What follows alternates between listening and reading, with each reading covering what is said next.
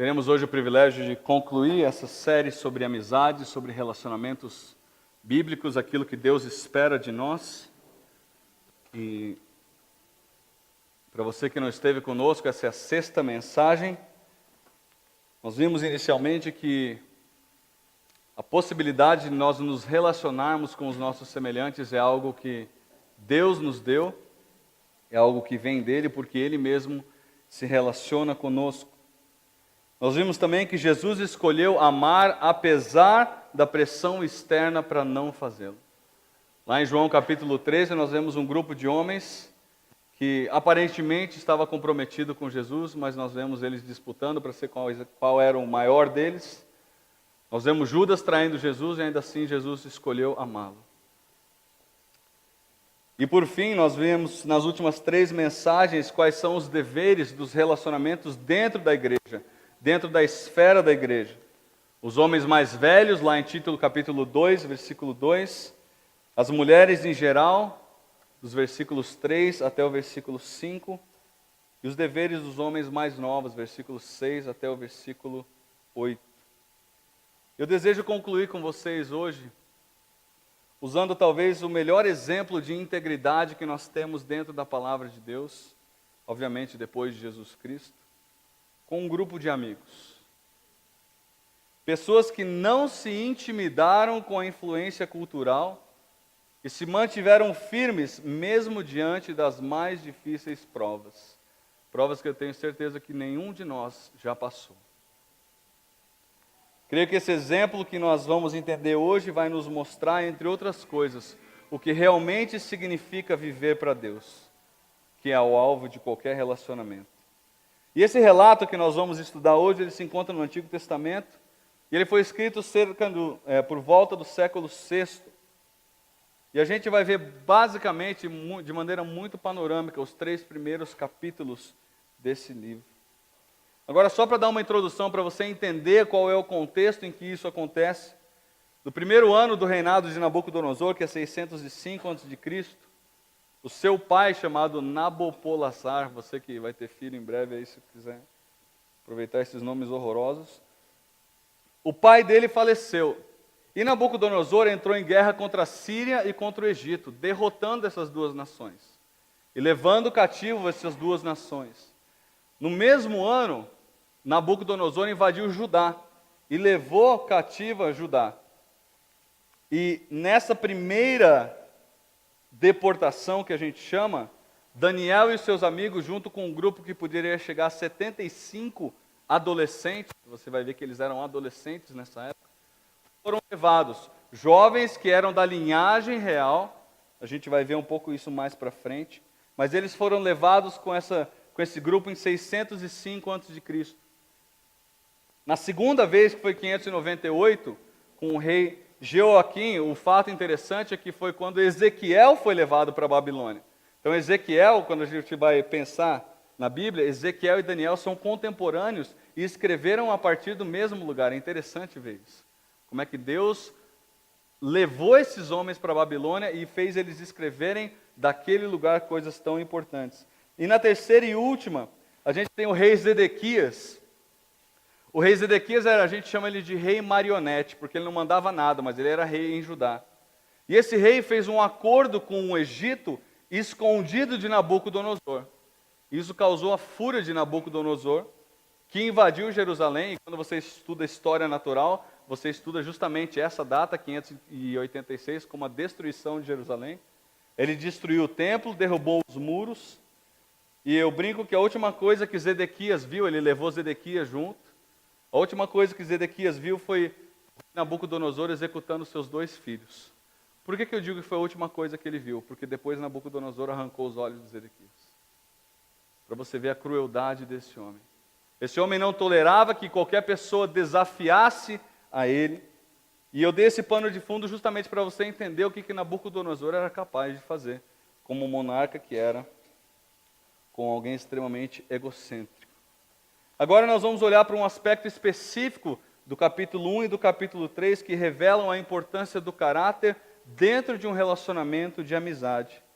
E o aspecto que eu desejo salientar é que esses 4 homens, anote isso, eles tinham convicções internas que superavam pressões externas.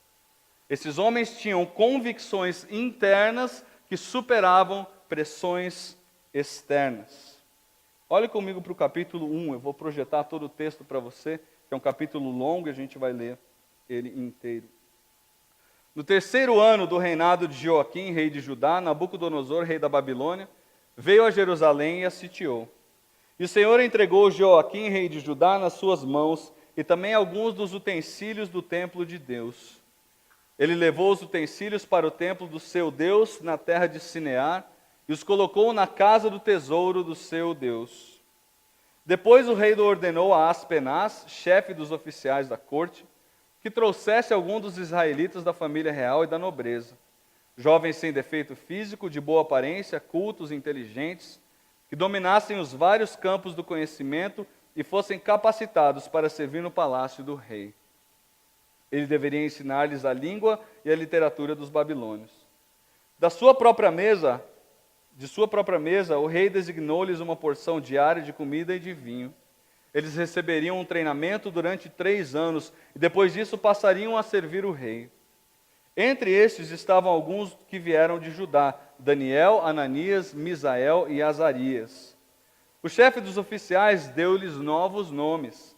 A Daniel o nome de Beltesazar, a Ananias Sadraque, a Misael Mesaque e a Azarias Abed-nego. Daniel, contudo, decidiu não se tornar impuro com a comida e com o vinho do rei, e pediu ao chefe dos oficiais permissão para se abster deles. E Deus fez com que o homem fosse bondoso para com Daniel e tivesse simpatia por ele. Apesar disso, ele disse a Daniel: tenho medo do rei, o meu senhor, que determinou a comida e a bebida de vocês, e se ele os achar menos saudáveis que os outros jovens da mesma idade, o rei poderia pedir a minha cabeça por causa de vocês. Daniel disse então ao homem que o chefe dos oficiais tinha encarregado de cuidar dele e de Ananias, Misael e Azarias: peço-lhe que faça uma experiência com os seus servos durante 10 dias. Não nos dê nada além de vegetais para comer e água para beber. Depois compare a nossa aparência com a dos jovens que comem a comida do rei e trate os seus servos de acordo com o que você concluir. Ele concordou e fez experiência com eles durante 10 dias. Passados os 10 dias, eles pareciam mais saudáveis e mais fortes do que todos os jovens que comiam a comida da mesa do rei. Assim, o encarregado tirou a comida especial e o vinho que haviam sido designados, e em lugar disso lhes dava vegetais. A esses 4 homens Deus deu sabedoria e inteligência para conhecerem todos os aspectos da cultura e da ciência. E Daniel, além disso, sabia interpretar todo tipo de visões e sonhos. Ao final do tempo estabelecido pelo rei para que os jovens fossem trazidos à sua presença, o chefe dos oficiais os apresentou a Nabucodonosor. O rei conversou com eles e não encontrou ninguém comparável a Daniel, Ananias, Misael e Azarias, de modo que eles passaram a servir o rei. O rei lhes fez perguntas sobre todos os assuntos que exigiam a sabedoria, conhecimento, e descobriu que eles eram 10 vezes mais sábios do que todos os magos e encantadores de todo o seu reino. Vamos orar.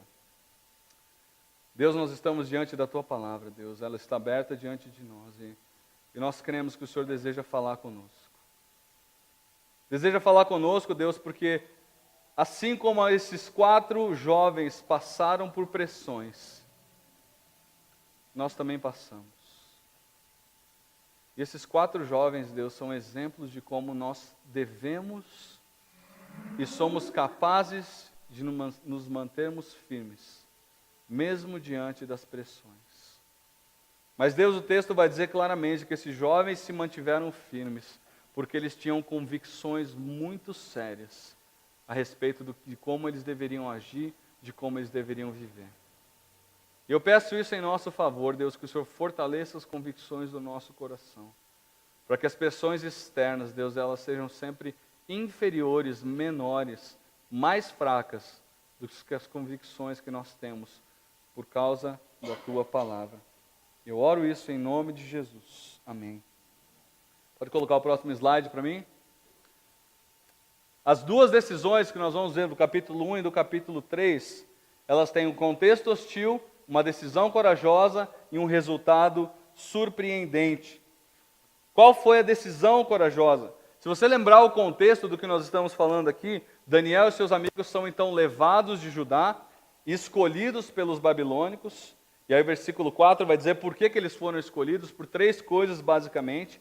Por causa das qualidades visuais que eles tinham. O texto fala que eram homens sem defeito físico e de boa aparência. Das qualidades intelectuais que eles tinham. O texto do versículo 4 diz que eles eram cultos, inteligentes e dominavam os vários campos do conhecimento. E a última qualidade era a qualidade social. Eram homens que fossem capacitados para servir no palácio do rei. Então, basicamente, Nabucodonosor escolhe, ele tem essa política de empregar as melhores mentes no serviço dele. Independentemente da sua nacionalidade, a gente pode com certeza esperar que existiam jovens assírios ali, que existiam jovens egípcios ali, que também serviriam a Nabucodonosor, e ele pegava só os melhores para trabalhar junto com ele. E eu entendo que essa preocupação de Nabucodonosor é até inteligente, porque ele queria jovens judeus que ajudassem ele a lidar com os escravos judeus que ele agora tinha. E ao serem transferidos para a Babilônia, esses jovens foram submetidos a um programa de treinamento, é o que o texto nos diz, que duraria quanto? 3 anos. Esse programa tinha em mente preparar esses jovens para servir como babilônicos, e não mais como judeus que eram. E esse programa basicamente tinha 3 etapas, que o texto nos mostra. Versículo 4, a primeira delas, os jovens seriam ensinados na sabedoria babilônica. Isso aqui pode incluir também matemática, medicina, coisas que aquela cultura era muito avançada para a época, astrologia, história natural, literatura.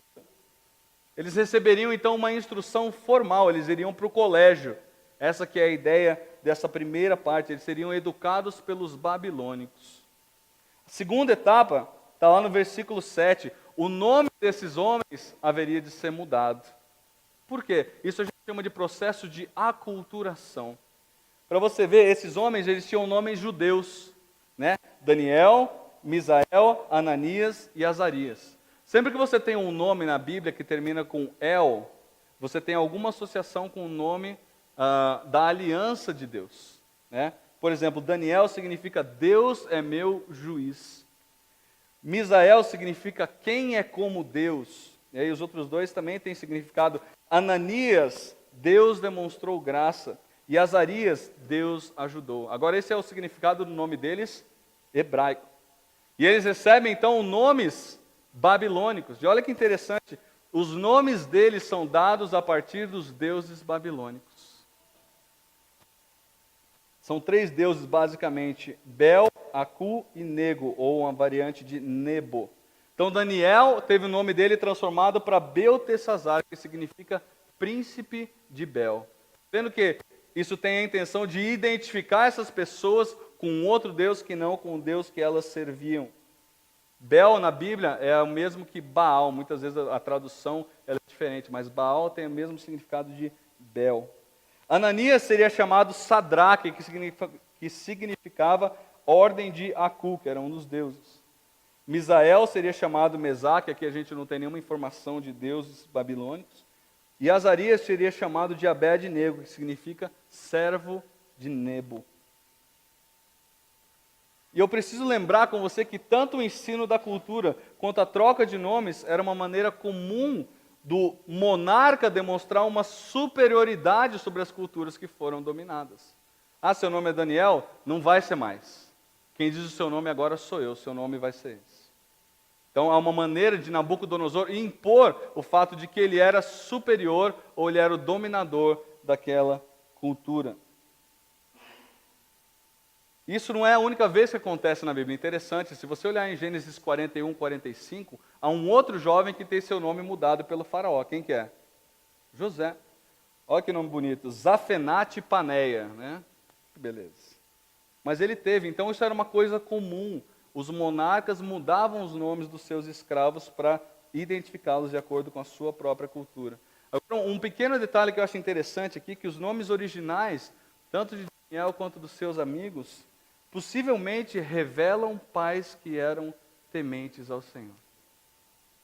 E que se dedicaram na instrução dos seus filhos, conforme a gente vai ver daqui a pouco. Essa mudança de nome, então, bem como a instrução formal, não se constituiu em si problema. Não era um pecado. Só que o terceiro item era algo que comprometeria a fé desses homens. O terceiro item se encontra lá no versículo 5, a primeira parte. Os jovens seriam alimentados com a própria porção do rei, ou seja, os alimentos do rei, e beberiam o vinho do rei. Lá em casa a gente tem tido a oportunidade muito especial de estudar Levítico. Às vezes a gente falha, né? Mas sempre que a gente estuda Levítico tem sido uma bênção. E uma coisa que acontece constantemente em Levítico, e o tema todo de Levítico, é mostrando como é que Deus queria para si um povo que é separado dos outros povos. E uma maneira de Deus separar o povo dele de outros povos é colocando uma série de regras para que esse povo obedecesse e que diferenciaria esse povo de outros povos. E quando você estuda Levítico, não é incomum você encontrar a frase cerimonialmente impuro. Ou seja, aquela pessoa que temporariamente não estava apta para adorar a Deus. A gente não tem isso agora, hoje, mas naquela época isso acontecia. Né? Hoje o véu foi rasgado, nós temos comunhão plena com Deus. Obviamente, quando você está em pecado, a Bíblia orienta você a pedir perdão do Senhor, confessar o seu pecado, para que essa comunhão seja restabelecida. Mas naquela época, por exemplo, uma mulher que estava saindo do seu período menstrual, ela não poderia ir no templo, no tabernáculo, para adorar a Deus. Ou um casal que tivesse tido uma relação sexual, eles tinham que ficar até o final do dia sem adorar a Deus. Ou se uma pessoa tivesse tocado num cadáver, ela não poderia entrar no tabernáculo para cultuar a Deus. Mas isso é um assunto para outra hora, a gente pode tratar isso em outro momento. Qual foi a decisão de Davi? Versículo 9. Daniel. Daniel, juntamente com seus amigos, estava decidido a não se alimentar daquilo que era oferecido pelo rei. Agora eu pergunto para você, por quê? Você faz ideia por que Daniel não queria ser alimentado? Basicamente duas coisas. A primeira delas é que os alimentos e as refeições eram dedicadas a ídolos. Eles eram dedicados aos ídolos, principalmente as carnes e a bebida. Daniel falou, isso eu não quero, isso eu não posso. Em segundo lugar, além delas serem dedicadas aos ídolos, os judeus, eles possuíam e ainda possuem, você vai ver isso em muitas comunidades de hoje, aqueles alimentos que nós chamamos de alimentos kosher, que são os alimentos que os judeus podem comer. Então, por exemplo, a minha esposa trabalha numa firma que faz alimentos. E para que os judeus pudessem comprar dessa firma, ela teve que substituir alguns elementos, porque senão os judeus não comprariam. Para você ver como é que eles levam a sério isso até hoje. Então, a dieta dos judeus é muito restrita, é uma coisa muito determinada por Deus, e eles não poderiam fugir daquilo se eles quisessem estar cerimonialmente puros. E a contaminação com esses alimentos representaria uma aceitação dos padrões que Deus não aceita. Por isso Daniel falou, eu não vou comer esses alimentos. Mas observa a atitude de Daniel. Daniel não bateu o pé. Daniel não saiu chutando tudo. O texto diz que Daniel pediu permissão ao homem. Observa no seu texto aí. Existe a palavra no hebraico, eu não sei se tem alguma tradução no português, eu pelo menos não encontrei, que é a palavra por favor, essa que é a ideia da palavra. Daniel chegou para o homem e falou, por favor. Ele não chegou, olha aqui, eu não posso, eu sou judeu, eu não posso. Quer se meter com meu Deus? Não, ele não chegou a nada disso. Ele chegou e falou, por favor, eu gostaria de me abster por isso. Faz uma experiência com a gente. 10 dias só é tudo que eu te peço. O período é de 3 anos, faz uma experiência de 10 dias. E eu acho bonito que ele termina dizendo, depois dos 10 dias, faz conforme você tiver concluído. Ele deu ao homem essa possibilidade, ele não chegou demandando nada e dizendo nada. E ele ofereceu esse plano, que não era um plano nada absurdo. Mas os versículos 14 a 21 vão dizer qual foi o resultado dessa escolha de Daniel. O texto bíblico que fala que ao final dos 10 dias, os 3 amigos eram mais saudáveis que todos os outros que haviam se alimentado com a comida do rei. E por consequência dessa escolha deles, o responsável pela alimentação deles concordou em continuar alimentando eles, quando eles haviam pedido. Agora, como é que essa aparência deles era melhor? Eu creio particularmente que é algo sobrenatural. Observa o que eles pediram para alimentá-los. O quê? Vegetais ou legumes e água. A palavra usada no hebraico, bari, para saudáveis, sabe o que significa? Mais gordinho. Agora, como é que você vai ficar mais gordinho com vegetal e com legume? Se você comer um balde disso. Eu creio que houve aqui uma intervenção de Deus nessa situação. Porque esses homens optaram por honrar Deus. Eles tinham princípios, eles falaram, a gente não vai negociar esses princípios. Eles pediram a Deus. E Deus honrou. Eu creio particularmente que houve uma demonstração sobrenatural de Deus em favor desses homens, porque eles se mantiveram firmes diante da pressão que estava sobre eles. Talvez até o cara que dava comida para eles e substituiu ficou feliz, né? O cara ficou com a comida para ele, talvez, não sei se o cara era gordinho, qual que era dele, mas fato é que eles obedeceram a Deus diante da pressão. E Deus honrou a atitude leal desses homens.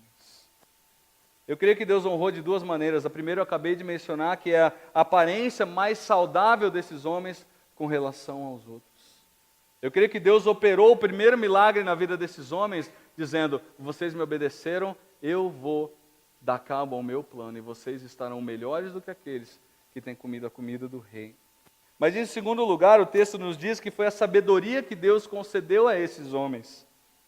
O texto bíblico diz que essa sabedoria superava a de todos que participaram do mesmo treinamento que eles.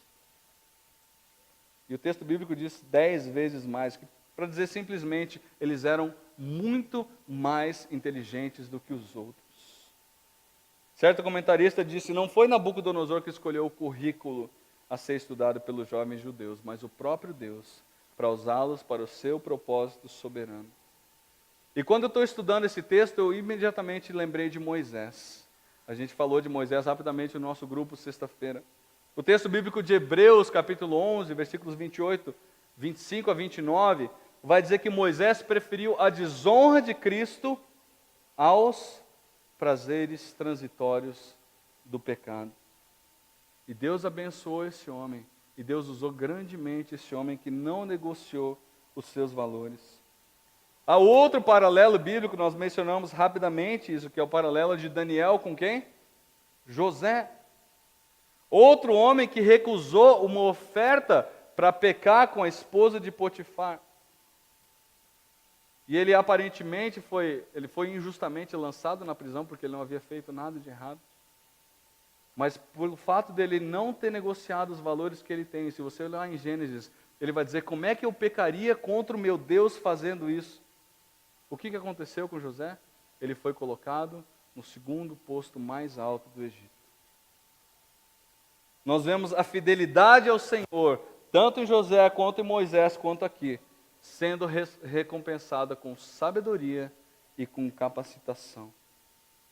Homens que claramente tinham a oportunidade de ceder à pressão externa, mas que o seu compromisso interno com Deus falou muito mais alto. Exemplos que você e eu devemos imitar. E no caso de Daniel, assim como no caso de José, Daniel foi colocado numa posição elevada no reino, e os seus amigos foram colocados em posições de grande importância.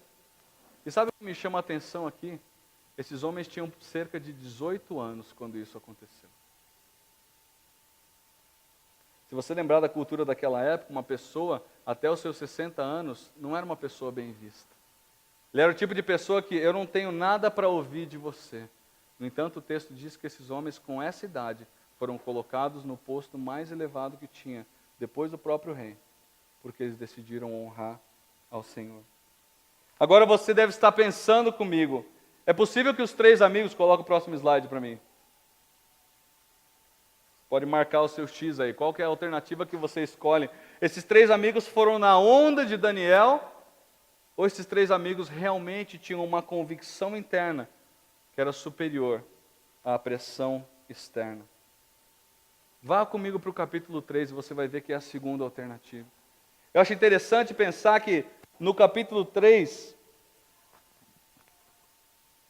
a gente tem uma situação que requer uma decisão extremamente importante, num contexto extremamente hostil, como foi no capítulo 1, cuja reprodução é extremamente necessária para a igreja de hoje.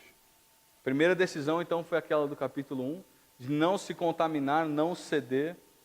E agora a gente vê no capítulo 3 uma segunda decisão, e eu coloquei isso em azul de propósito, para você guardar isso, de extrema importância, num contexto extremamente hostil, de uma reprodução extremamente necessária para a igreja de hoje. Basicamente, no capítulo 3, nós vemos Nabucodonosor erguendo para si uma enorme estátua, coberta de ouro, e convocando seus súditos para adorá-la. Vamos olhar rapidamente, e eu vou fazendo observações à medida que nós olharmos para o texto. Fique tranquilo, o capítulo 1 é mais demorado que o 3. O rei Nabucodonosor, coloca para mim, por favor. Texto. Mais um. Isso. O rei Nabucodonosor fez uma imagem de ouro de 27 metros de altura, equivalente a um prédio de 9 andares, e 2,70 metros de largura. E a ergueu na planície de Dura, na província da Babilônia. Convocou os sátrapas, prefeitos, governadores, conselheiros, tesoureiros, juízes, magistrados e todas as autoridades provinciais para assistirem à dedicação da imagem que mandara fazer. Assim, todos eles, ele vai repetir toda a corja aqui, se reuniram para a dedicação da imagem que o rei Nabucodonosor mandara fazer e ficaram de pé diante dela. Interessante, a primeira coisa que você vê é que há um personagem ausente aqui nessa história. Quem que é? Daniel. Por que Daniel não estava nessa história? Particularmente, eu creio que ele estava em algum ofício dele como primeiro-ministro, fora do país, resolvendo alguma situação. Mas eu vejo que Deus removeu Daniel soberanamente aqui. Entre outras coisas, para mostrar para você e para mim que esses outros homens também tinham a mesma convicção que Daniel tinha, de servir a Deus, independentemente do custo ou da pressão externa. Versículo 4. Então o arauto proclamou em alta voz, você vai ouvir isso constantemente aqui. Esta é a ordem que lhes é dada, ó homens de todas as nações, povos e línguas. Quando ouvirem o som da trombeta, do pífaro, da cítara, da harpa, do saltério, da flauta dupla e de toda espécie de música, prostrem-se em terra e adorem a imagem de ouro que o rei Nabucodonosor ergueu. Quem não se prostrar em terra e não adorá-la será imediatamente atirado numa fornalha em chamas. Eu não sei por que fornalha em chamas, para mim eu já entendo isso. Talvez ele esteja usando isso simplesmente para dizer, estava muito quente. Mas há uma ordem expressa aqui, com consequências bastante claras para aqueles que quisessem desobedecer a essa ordem. Eu acho interessante pensar que Nabucodonosor não cabia dentro de si, tamanho que era o ego dele. Ele não apenas tinha a orquestra mais bonita, mas ele queria que todos os seus súditos se curvassem diante dele. Versículo 7. Por isso, logo que ouviram o som da trombeta, vamos colocar da banda, todos os homens de todas as nações, povos, línguas, prostraram-se em terra e adoraram a imagem de ouro que o rei Nabucodonosor mandara erguer. É impressionante você parar para pensar como é que a lealdade das pessoas pode ser claramente medida diante da pressão. O texto bíblico, a gente sabe já que os 3 não se curvaram, mas o texto bíblico diz que todas as outras pessoas se curvaram. E se você lembrar comigo, eu falei no começo que de Israel cerca de 50 a 75 jovens foram levados. Desse grupo, só 3 não se curvaram. Os outros cederam à pressão, ao medo. Nesse momento, versículo 8, alguns astrólogos se aproximaram, a outra versão vai dizer alguns caldeus, é interessante essa distinção, e denunciaram os judeus, dizendo ao rei Nabucodonosor, Ó rei, vive para sempre. Aquele famoso bajular, né? Sabe aquele capacho, aquele funcionário, talvez você conheça um, que chega alguma autoridade, o cara faz aquela... Bom, deixa pra lá. Um bajulador. Versículo 10, tu emitiste um decreto, ó rei, ordenando que todo o que ouvisse o som da trombeta, do pífaro, da cítara, da harpa, do saltério, da flauta dupla, estou quase decorando isso, de toda espécie da música, se prostrasse em terra e adorasse a imagem de ouro, e que todo que não se prostrasse em terra e não a adorasse seria tirado numa fornalha em chamas. Mas há alguns judeus, e observa que eles vão falar agora, que nomeaste para administrar a província da Babilônia, Sadraque, Mesaque e Abed-nego, que não te dão ouvidos, ó rei, não prestam culto aos teus deuses, nem adoram a imagem de ouro que mandaste erguer. A gente tem aqui um grupo de capachos que são movidos pelo quê? Qual que é o sentimento desses homens? Inveja.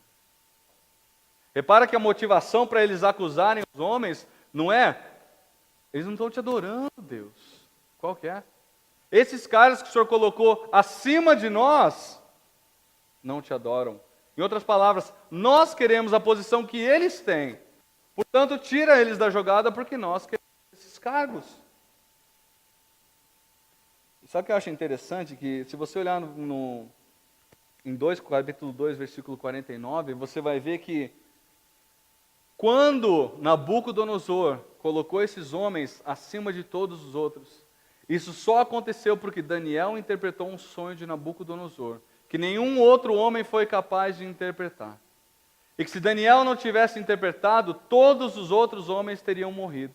Ou seja, esses homens que estavam acusando esses três de não serem leais a Nabucodonosor, se não fosse a vida de Daniel, eles estariam mortos. Mas eles não podiam ver uma pessoa tendo um cargo que elas queriam ter. Eles eram movidos à inveja. Atenta para o que Provérbios 14, 30 vai dizer. Eu não sei se eu não coloquei. Provérbios 14, 30 diz o seguinte: o coração em paz dá vida ao corpo, mas a inveja apodrece os ossos. Observa alguém que é invejoso e você vai ver essa pessoa ser consumida por esse sentimento. E não custa lembrar que daquele grupo todo de judeus, apenas 3 ficaram firmes. Versículo 13, furioso, Nabucodonosor mandou chamar Sadraque, Mesaque e Abed-nego. Assim que eles foram conduzidos à presença do rei, Nabucodonosor lhes disse: é verdade, Sadraque, Mesaque e Abed-nego, que vocês não prestam culto aos meus deuses, nem adoram a imagem de ouro que mandei erguer? Agora, porém, lá vai aquele discurso de novo. Quando vocês ouvirem o som da trombeta, do pífaro, da cítara, da harpa, do saltério, da flauta dupla e de toda espécie de música, se vocês se dispuserem a prostrar-se em terra e adorar a imagem que eu fiz, olha o que ele diz, será melhor para vocês. Olha a pressão externa aqui. Você consegue imaginar um chefe seu dizendo isso para você? Ou você faz isso, ou a porta está aberta para você sair. Qualquer semelhança não é mera coincidência, gente. A Bíblia traz exemplos justamente daquilo que você e eu passamos. E a ameaça da pressão externa é de alguém aqui que não teme a Deus. E alguém que está acostumado a viver com as pressões de fora. Se o seu chefe chegar para você e fizer essa pressão para você agir de maneira pecaminosa, entenda que isso acontece porque ele sofre a mesma pressão e ele está acostumado a viver assim. Mas você e eu não podemos sucumbir porque o nosso chefe faz isso. E essa última frase, será melhor para vocês, é uma forma dele de ameaçá-los, a partir de um ponto de vista errado. Do ponto de vista da pessoa que está acostumada a viver com pressão e não por princípios. E o texto continua, mas se não a adorarem, serão imediatamente lançados numa fornalha em chamas. Era como se o rei estivesse dizendo para eles, eu vou repetir isso porque eu acho que vocês não entenderam da primeira vez. E aí, numa explosão de insensatez e tolice, Nabucodonosor fala o seguinte, e que Deus poderá livrá-los das minhas mãos. Que idiota, né? Que idiota. Eu diria que ele mexeu com a pessoa errada. Agora observe a atitude dos 3 amigos, versículo 16. Sadraque, Mesaque e Abed-nego responderam ao rei: ó Nabucodonosor, não tinha nada de ó rei, vive para sempre, não tinha isso. Não precisamos defender-nos diante de ti. Sabe o que eles estavam dizendo?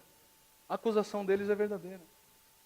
A gente não vai se defender, porque não tem o que a gente possa dizer. O que eles estão falando é verdade. Nós não vamos nos prostrar àquela imagem. O que eles falaram a nosso respeito está certo. Interessante que além de não se defenderem, eles não se justificam. Aí pega pra gente, né? Quando a gente tem que justificar para viver por princípios. Eles simplesmente concordaram com a acusação que foi feita a eles. Versículo 17: se formos atirados na fornalha em chamas, o Deus a quem prestamos culto pode livrar-nos. E ele nos livrará das suas mãos, ó rei. Mas se ele não nos livrar, saiba, ó rei, que não prestaremos culto aos seus deuses, nem adoraremos a imagem de ouro que mandaste erguer. Sabe o que eu acho interessante? Não houve da parte desses homens nenhum tipo de negociação com o rei. Do tipo, será que a gente pode se curvar só até a metade? Ou um virando para o outro e falando, não, a gente pode se curvar, mas a gente adora a Deus verdadeiro. Ninguém vai saber que a gente está adorando ao Deus de Israel e não a imagem. A gente pode se curvar e adorar outro Deus. Ou quem sabe aquela mais santa ainda. Como é que Deus vai nos usar no meio dessas pessoas que não conhecem a Ele se nós estivermos mortos? Se nós estivermos mortos, né? Engasguei aqui. Sabe aquele, ó. Ou então, a gente precisa se aculturar para que a mensagem caia no ouvido dessas pessoas. Qualquer semelhança com a sua vida e com a minha vida não é mera coincidência. Não é isso que muitas vezes a gente acha. Mas como é que essa pessoa do meu trabalho que não conhece a Deus, vai conhecer a Deus se eu for fiel a Deus e Deus me mandar embora desse trabalho? Não é isso que muitas vezes você e eu pensamos? Esses homens não negociaram os seus valores. A única coisa que havia nesses homens era uma determinação a não desobedecer a Deus, mesmo que isso custasse a própria vida deles. Versículo 19. Nabucodonosor ficou tão furioso com Sadraque, Mesaque e Abed-nego que o seu semblante mudou. Deu ordens para que a fornalha fosse aquecida 7 vezes mais do que de costume. Engasguei. E ordenou que alguns dos soldados mais fortes do seu exército amarrassem Sadraque, Mesaque e Abed-nego e os atirassem na fornalha de chama. Um comentarista que eu estava lendo, ele chama atenção para a burrice de Nabucodonosor. Se você quer que alguém sofra, você não vai aumentar a temperatura, você vai diminuir para que essa pessoa fique mais tempo sofrendo lá. Mas você vê esse homem tão tomado pelos sentimentos, que a raiva dele faz dizer, aqueça 7 vezes mais do que o normal. É para a gente ver que alguém dominado pelos sentimentos nunca age com sabedoria. E os 3 homens, versículo 21, vestidos com seus mantos, calções, turbantes e outras roupas, foram amarrados e atirados na fornalha extraordinariamente quente. E a ordem do rei era tão urgente e a fornalha estava tão quente que as chamas mataram os soldados que levaram Sadraque, Mesaque e Abed-nego, os quais caíram amarrados dentro da fornalha de chamas. Alguns comentaristas, eu acho interessante, eu não sabia disso até estudar o texto, eles dizem que a fornalha provavelmente era como que uma piscina, era algo cavado no chão. Não é aquilo que a gente está acostumado a ver, né? Aquele ambiente que os caras entraram. E o texto aqui no hebraico, esse termo hebraico, justamente dá essa ideia de cair. Ou eles estão no nível mais alto, eles vão para o nível mais baixo. Nabucodonosor provavelmente ele estava num tipo de mezanino, é isso que os comentaristas vão dizer. De forma que ele tinha uma visão privilegiada do que estava acontecendo lá embaixo, dentro da fornalha. Agora, qual foi o resultado surpreendente disso? Versículo 24, mas logo depois o rei Nabucodonosor, alarmado, levantou-se e perguntou aos seus conselheiros, não foram 3 homens amarrados que nós atiramos no fogo? Eles responderam, sim, ó rei. Não tem nada de sim, ó rei, vive para sempre. Né? Você vê que há até uma mudança aí. O rei exclamou, olhem, estou vendo 4 homens desamarrados e ilesos, andando pelo fogo, e o quarto se parece com um filho dos deuses. Interessante, né? Assim como no capítulo 1, quando os 4 amigos optaram por obedecer a Deus, Deus agiu milagrosamente em seu favor. Aqui no capítulo 3, Deus age em favor desses 3 homens, diz o texto bíblico, impedindo qualquer influência do fogo neles. Olha o texto, 26. Então Nabucodonosor aproximou-se da entrada da fornalha em chamas e gritou: Sadraque, Mesaque e Abednego, servos do Deus Altíssimo, saiam, venham aqui. E Sadraque, Mesaque e Abednego saíram do fogo.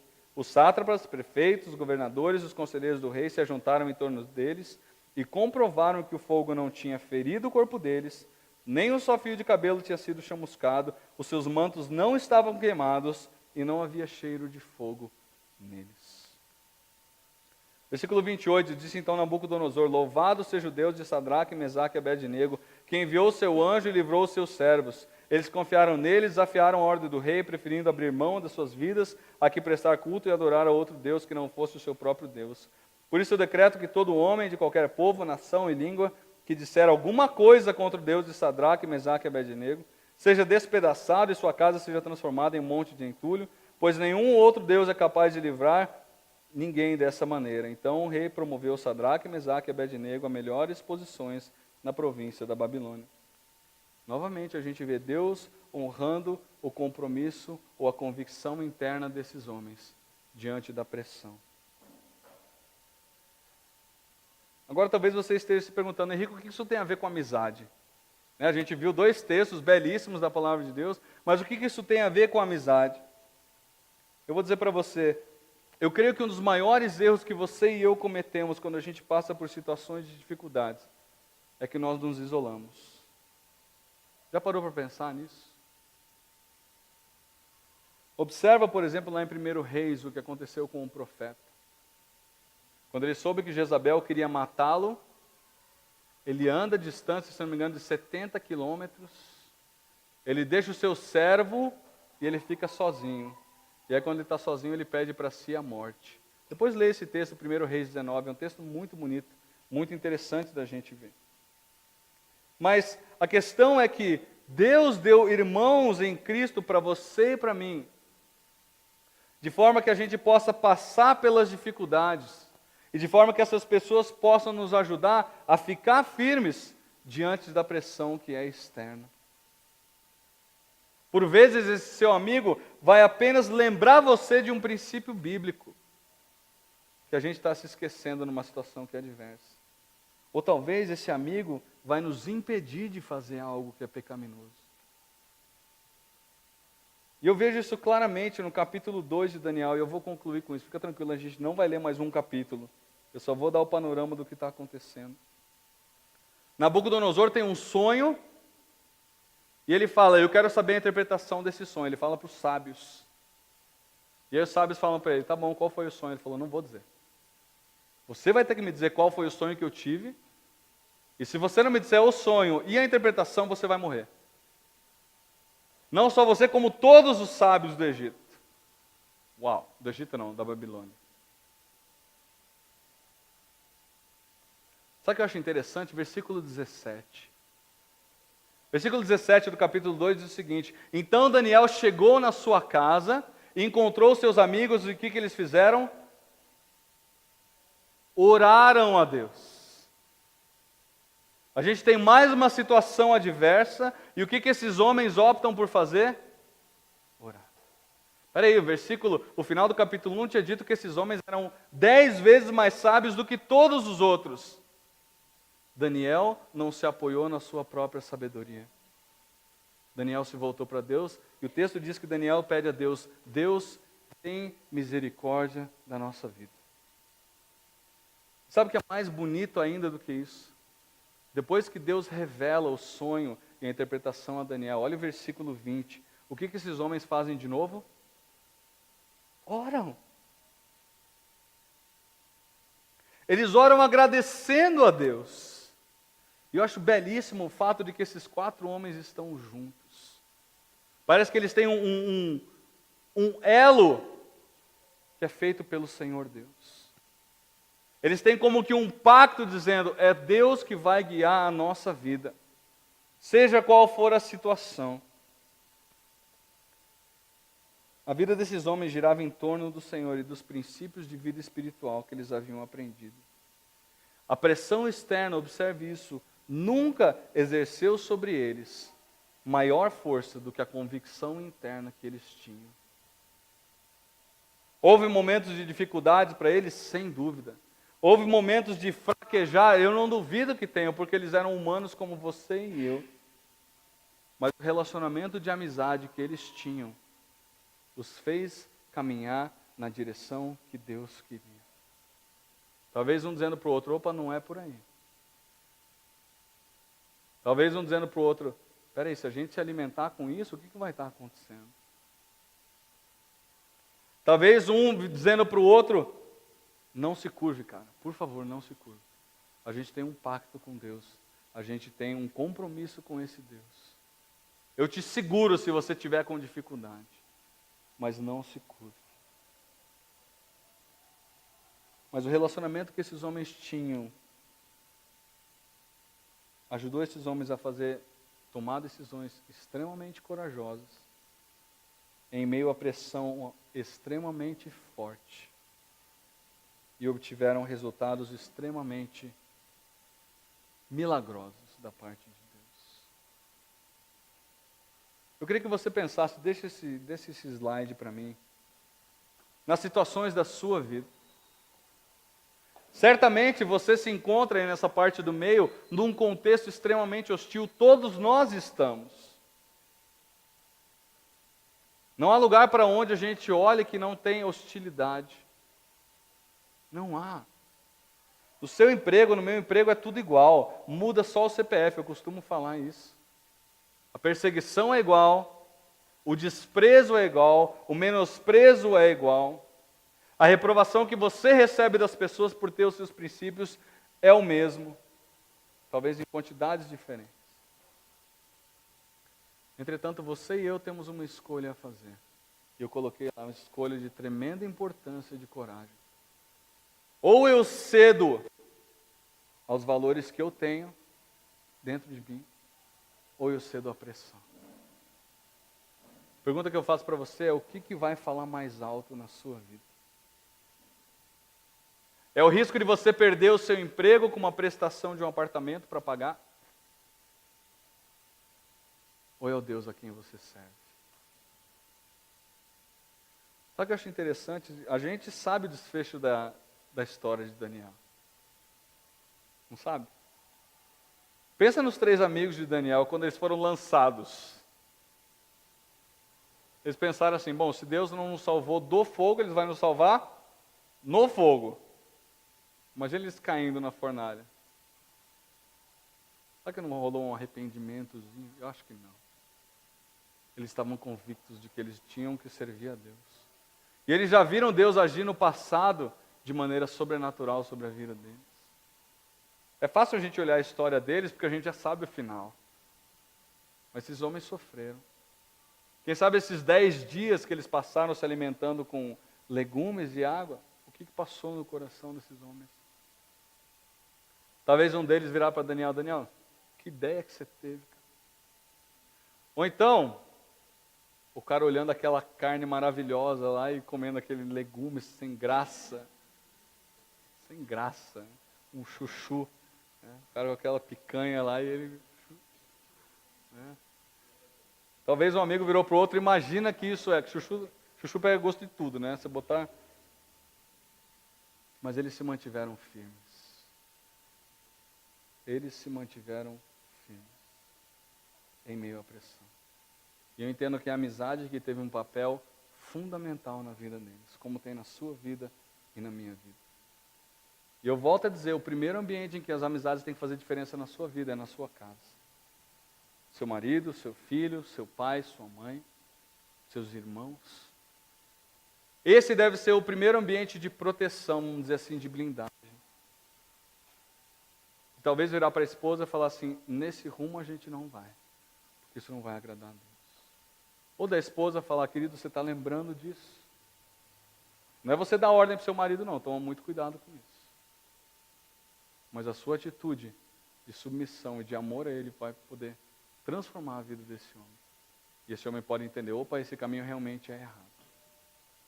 Eu não tenho dúvida disso, porque Deus deu sabedoria para o homem e para a mulher, não fez um burro e outro inteligente. Mas o primeiro ambiente é dentro da sua casa. E como a gente diz, isso vai refletir na nossa igreja e, consequentemente, na nossa sociedade. Pergunta que eu faço, o último slide, Bruno. A quem você é leal? A pressão interna ou as convicções internas que Deus tem dado para você? Vamos orar. Coloque-se diante de Deus.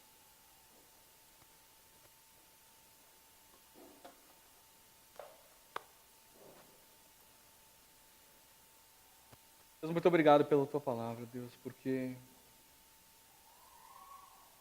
ela é como um espelho do nosso coração, Deus, e às vezes nós vemos coisas que são tão feias.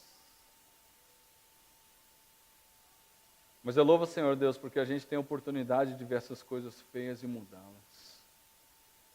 Mudá-las pelo teu poder, mudá-las pela tua capacitação. Deus, aqui, nenhum de nós está livre das pressões externas. Seja um chefe que nos pressiona a fazer coisas erradas, seja um cargo, Deus, que muitas vezes empaca, humanamente falando, se a pessoa não estiver disposta a agir de maneira pecaminosa, de maneira ilícita. Deus, nenhum de nós foge a essa realidade. E o que eu peço agora, Deus, é que o Senhor dê uma força extra, Deus, a essa convicção que nós temos dentro de nós. Que ela ganhe dentro da nossa mente, Deus, um valor que até hoje ela não ganhou, Deus. Para que nós olhemos para ela e digamos, Deus, é muito melhor obedecer ao Senhor do que sucumbir à pressão externa. E Deus, eu me envergonho de ver homens que estiveram dispostos a morrer e não negociar os valores que eles tinham. E quantas vezes a minha vida, Deus, ela aceita a negociação por coisas que são tão pequenas. Eu me envergonho disso, Deus. Mas eu creio na tua palavra, Deus, que diz que se nós confessarmos o nosso pecado, o Senhor é fiel e justo, não só para nos perdoar, mas para nos purificar. Nos ajuda nessa caminhada, Deus. Nós queremos fazer diferença. Tira do nosso coração qualquer vergonha, Deus, de assumir que nós cultuamos ao Senhor e vivemos ao Senhor, e por isso nós não vamos agir de uma maneira específica. Livra a gente, Deus, desse temor, que é um temor burro e pecaminoso. Nós louvamos ao Senhor, Deus, pela tua palavra. E Deus, que os relacionamentos da nossa igreja, eles possam ser transformados, Deus, por isso que nós ouvimos. Obrigado, Deus, pela tua instrução.